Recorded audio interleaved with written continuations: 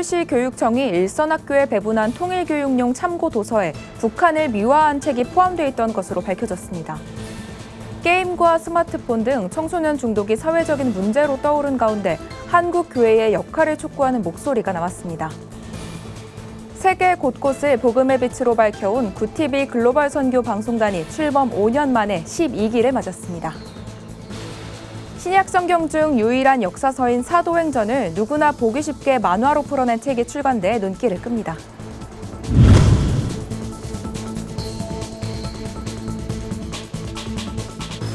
안녕하십니까. 구TV 뉴스입니다. 매년 5월 넷째 주는 통일부가 지정한 통일교육주간입니다. 서울시 교육청은 학교 40곳에 통일교육 도서를 지원했는데요. 참고 도서 목록에 북한을 미화해 논란이 된 책이 그대로 포함된 것으로 밝혀졌습니다. 박예리 기자의 보도입니다. 그들은 자유와 민주주의를 구가하며 살고 있었다. 서울시 교육청의 통일교육 참고도서 목록에 있는 책입니다. 저자는 북한이 자유와 민주주의가 있는 나라인데 그동안 가짜뉴스와 편파 보도에 가려져 몰랐다고 설명합니다. 책을 살펴보니 심지어 북한의 정책이 부럽다고도 적혀 있습니다. 인민을 무상으로 치료해주며 주택 또한 국가에서 무료로 주고 일자리도 국가에서 배치해주기 때문에 사는데 걱정이 없다는 겁니다. 책을 처음 본 학생들은 북한에 대해 우호적인 반응을 보이기도 합니다. 저도 지금 취업에 대해서 걱정을 많이 하고 있는데 북한의 이런 얘기를 들어보니까 부러운 면도 좀 생긴 것 같아요. 탈북자들을 통해 듣기로는 북한이 되게 살기도 힘들고 안 좋은 나라라고 들었는데요. 근데 지금 보니까 되게 살기도 좋고 괜찮은 나라 같아요. 종교 활동에 대해서도 왜곡된 내용을 담고 있습니다.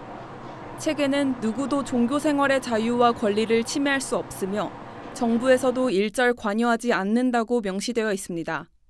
하지만 국제 오픈도어 선교회에 따르면 북한은 20년 연속 기독교 박해국가 1위의 이름을 올렸습니다. 최근 1년간 살해된 기독교인만 무려 4,700명이 넘습니다. 탈북민들은 책 내용과 북한의 현실이 전혀 다르다고 지적합니다.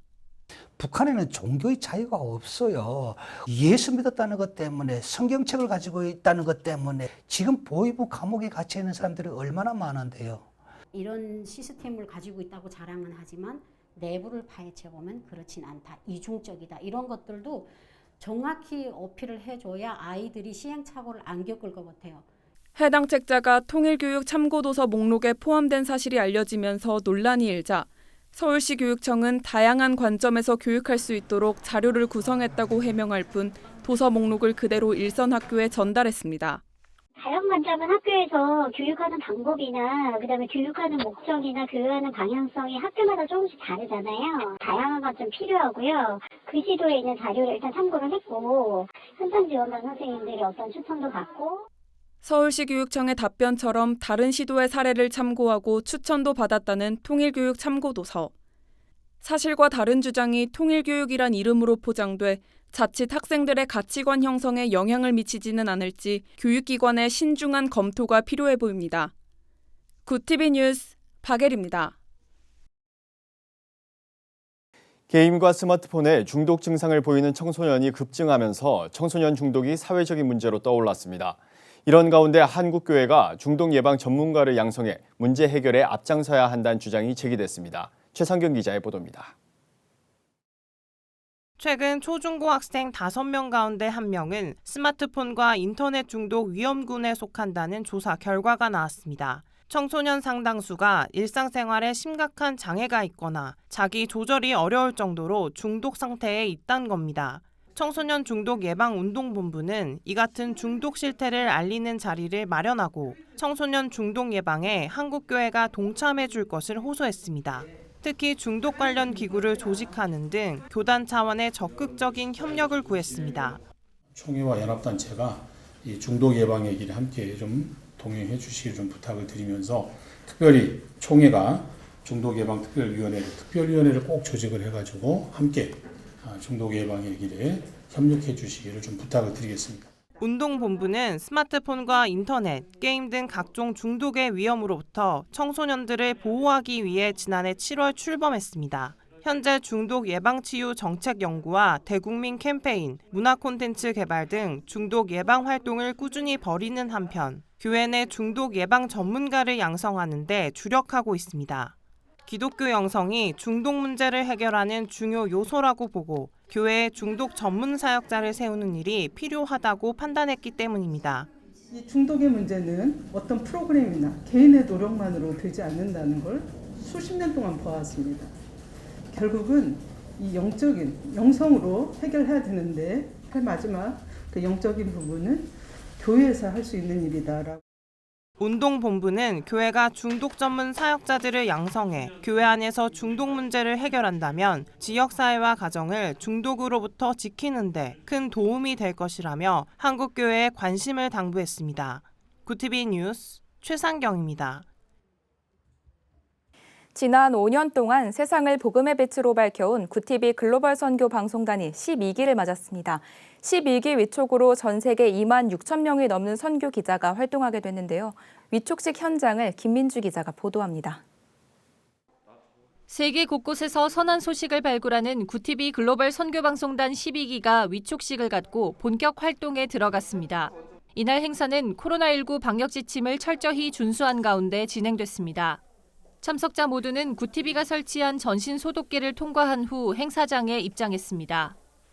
구티비 글방단은 이번 12기를 위촉하면서 출범 5년 만에 전 세계 2만 6천 네트워크를 달성했습니다.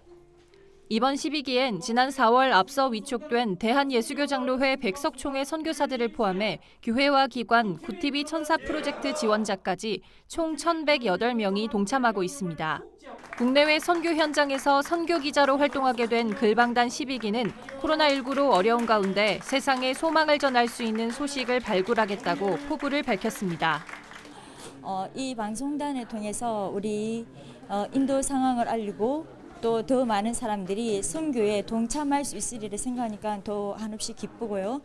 의무적으로 보여주는 것만 할 게 아니라 정말 소외된 곳, 사각지대에 정말 어려운 영혼들을 위해서 또 목회자이기 전에 부모고 형제고 가정이기 때문에 그들을 내가 찾아가야 되겠다라는 그 각오로 구티비는 12기부터 그동안 사용했던 교회 기자란 명칭을 선교 기자로 바꿨습니다. 믿음으로 사는 크리스천들의 이야기를 취재하고 발굴하는 게 모두 선교란 의미에서입니다.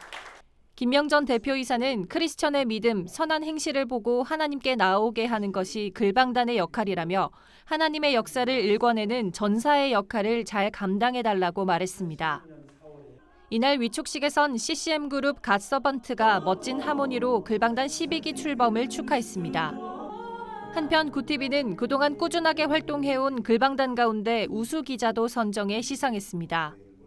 제가 글씨 솜씨가 없는데도 불구하고 이렇게 훌륭한 분들이 또 이렇게 도와주니까 앞으로도 한번 해도 되겠다 그런 생각 들었습니다. 지금도 어려워하고 계신 분들이 있어요. 그래서 그분들에게 좀 조금이라도 힘이 된다면 계속 취재해서 올리고 싶습니다. 글로벌 선교방송단이 취재한 기사는 구티비 뉴스와 인터넷신문 데일리 굿뉴스, 주간신문 위클리 굿뉴스를 통해 국내는 물론 세계 곳곳에 전해지게 됩니다. 구티비 뉴스 김민주입니다. 사도행전은 신약 성경 중 유일한 역사서이자 복음서와 서신서를 이어주는 다리 역할을 하는데요. 예수 그리스도의 승천부터 바울의 선교 여행까지 누구나 사도행전을 쉽게 이해할 수 있도록 만화로 풀어낸 책이 나왔습니다. 차진환 기자가 소개합니다. 사도들이 성령으로 복음을 전하고 초대교회의 발달 과정을 기록한 사도행전을 만화로 그려낸 책이 출간됐습니다. 20년간 성경에 관한 그림을 그려온 만화가 이무연 작가가 지은 만화 사도행전은 총 3권으로 구성됐습니다. 1권에선 예수 그리스도의 승천 이후 성령 강림으로 예루살렘 교회가 부흥한 내용을 시작으로 2권은 야고보의 순교 사건을 비롯해 바울의 1, 2차 선교 여행 등이 그려져 있습니다. 마지막 3권에선 바울의 3차 선교 여행과 복음이 로마에까지 전해진 내용이 담겨 있습니다. 저자는 당시 배경이나 관련 정보를 더해 독자들의 이해를 돕고 흑백으로 표현해 몰입도를 높였다고 설명했습니다. 구티비 뉴스 차진환입니다. 오늘의 이슈 포커스입니다. 네이버와 카카오 앱으로 코로나19 잔여 백신을 조회하고 당일 예약으로 접종을 받을 수 있게 됐습니다. 이 시스템은 27일 오후 1시에 개통됐으며 미흡한 기능을 보완해 내달 9일 정식으로 운영됩니다. 앱에서는 아스트라제네카 백신의 잔여량을 실시간으로 조회할 수 있습니다. 당일 예약을 하려면 잔여 백신이 발생한 위탁 의료기관을 선택하고 상세 페이지에서 당일 예약을 누르면 됩니다. 당일 예약은 선착순으로 잔여 백신이 발생한 시점마다 예약 신청을 하는 방식으로 진행됩니다. 한국은행 금융통화위원회가 현재 연 0.5%인 기준금리를 유지하기로 결정했습니다. 작년 7월부터 8번째 동결입니다. 금통위가 당장 금리를 올려도 경기를 위축시킬 수 없다고 판단한 것이란 해석이 나옵니다. 앞서 이주열 한은 총재는 지난달 15일 기자간담회에서 코로나 전개 상황과 백신 접종 등 우리 경제에 영향을 미치는 불확실성이 아직 크고 경기 회복세가 안착됐다고 확신하기 어려운 만큼 통화 완화 정책 전환을 고려하기에는 이르다고 설명한 바 있습니다. 아파트 계약 취소 등으로 나온 무순위 물량과 관련해 28일부터 해당 지역 무주택자만 신청을 할 수 있게 됩니다. 국토교통부는 이 같은 내용이 담긴 주택 공급에 관한 규칙이 28일부터 시행된다고 밝혔습니다. 개정된 규칙은 무순위 물량의 신청 자격을 기존 지역 제한 없는 성년자에서 해당 주택 건설 지역의 무주택 세대 구성원인 성년자로 강화했습니다. 지난 1년간 전국 하수처리장에서 필로폰 등 불법 마약류가 검출됐습니다. 식품의약품안전처가 지난해 4월부터 올해 4월까지 전국 57개 하수처리장을 살핀 결과 모든 곳에서 필로폰과 펜터민 등 불법 마약류가 나왔습니다. 프로포폴은 20곳 이상에서 코카인과 케타민 등은 일부 지점에서 검출됐습니다. 식약처는 이번 조사는 하수 역학기법이 폐기된 마약류의 하수 유입 가능성 등의 변수로 한계가 있었지만 국내 수사기관에 실제로 적발된 불법 마약류가 검출되는 등 사용 실태 조사에 도움이 됐다고 설명했습니다. 올해 1분기 합계 출산율이 0.88명으로 추락했습니다. 합계 출산율은 여성 1명이 평생 낳을 것으로 예상되는 자녀 수입니다. 통계청에 따르면 합계 출산율은 작년 동기 대비 0.03명 감소하면서 1분기 기준 역대 최저 기록을 세웠습니다. 분기별 합계 출산율은 2019년 2분기부터 8개 분기 연속 1명을 밑돌았습니다. 식품을 제조사로부터 받아 본인의 상표로 판매하는 사업을 앞으로는 집에서도 할 수 있게 됩니다. 식품의약품안전처는 식품 유통 전문 판매업을 주택 용도 건축물에서도 할 수 있게 하는 내용을 포함한 식품위생법 시행규칙 일부 개정안을 27일 발표했습니다. 개정안에는 식품 제조 가공업자가 위생용품 제조업을 함께할 경우 식품 검사실을 위생용품 검사에도 사용할 수 있게 하는 방안도 포함됐습니다. 굿TV 뉴스 한혜인입니다. 굿TV 월드와이드입니다. 인도에서 대형 사이클론이 또다시 발생해 피해가 극심해지고 있습니다. 대형 사이클론 야하스는 동부 오디샤주에 상륙해 해안지대를 덮치면서 곳곳이 침수되고 수많은 주택과 건물이 파손됐습니다. 웨스트 벵골주는 집 2만여 채와 130여 곳의 제방이 무너지고 저지대에 사는 주민 수백만 명이 대피에 나섰다고 전했습니다. 이와 관련 대피소에 몰린 인파로 코로나19가 확산할 수 있다는 우려가 제기되고 있습니다. 미국 백악관에서 30년 만에 처음으로 흑인 여성이 대변인 자격으로 브리핑룸 연단에 섰습니다. 카린 장피에르 백악관 수석부 대변인은 현지 시간으로 26일 백악관 브리핑룸에서 첫 공식 브리핑을 가졌습니다. 1991년 조지 허버트 워커 부시 백악관 당시 주디 스미스 전 부대변인 이후 처음입니다. 장피에르 부대변인은 백악관 브리핑룸 연단에 선 소감을 묻자 역사성에 감사한다며 이 연단에 서 있는 것은 한 사람에 대한 게 아니라 미국인을 대표해 하는 일에 대한 것이라고 말했습니다. 미얀마에서 쿠데타 정권에 반대하는 시민 불복종 운동이 계속되는 가운데 교사 절반이 파업 중이고 학생 90%가 등교를 거부하는 것으로 나타났습니다. 현지 언론에 따르면 미얀마 교원연맹은 군부가 6월 1일 새학기 수업을 시작하겠다며 이번 주에 학생 등록을 받았지만 등록자가 전국 학생 가운데 10%밖에 안 된다고 발표했습니다. 학부모와 학생들은 쿠데타 정권 아래 교육은 받지 않는다며 군의 노예를 만드는 교육은 거부한다고 저항하고 있습니다. 세계 최대 전자상거래 업체인 아마존을 창업한 제프 베이조스가 오는 7월 5일 최고 경영자 자리에서 물러납니다. 베이조스는 현지 시간 26일 온라인으로 열린 아마존 연례 주주총회에서 클라우드 컴퓨팅 사업 담당 임원 앤디 제시가 새 CEO 역할을 맡을 것이라고 밝혔습니다. 베이조스는 정확히 27년 전 1994년 7월 5일 아마존을 창립했다며 4개의 향수를 불러일으키는 날이라 그 날을 고르게 됐다고 설명했습니다. 조 바이든 미국 대통령이 코로나19 기원에 대해 추가 조사를 지시했습니다. 코로나19가 중국 우한 연구소에서 유출됐을 가능성에 대해 미국 정보당국의 분석이 갈리는 것으로 나타났기 때문입니다. 보고에서 정보당국 2곳은 바이러스에 감염된 동물과 인간 접촉의 가능성을 제기했고 다른 한 곳은 실험실 사고에서 발생했다고 했습니다. 바이든 대통령은 이에 대해 결정적인 결론을 내리기에 증거가 부족하다며 앞으로 석 달간 추가 조사를 지시했습니다. VTV 뉴스 하나은입니다. 글로벌 선교 방송단과 함께하는 교계 소식을 박재현 기자가 보도합니다. 한국교회연합이 기독교 건화기념을 훼손하는 국가인권위원회의 권고를 즉시 시정하라는 내용의 성명서를 발표했습니다. 최근 인권위는 기독교 건화기념으로 설립된 대학의 채플이 종교의 자유를 침해한다는 판단을 내렸습니다. 한 교연은 이는 학생에 대한 종교의 자유 침해가 아니라 대학에 대한 자유 침해라며 선택한 대학에서의 일정 종파 교육은 당연한 의무라고 강조했습니다. 조종환 교회 기자가 보내온 소식입니다. 고양시 기독교 총연합회가 소외된 이웃들의 건강한 여름나기를 지원합니다.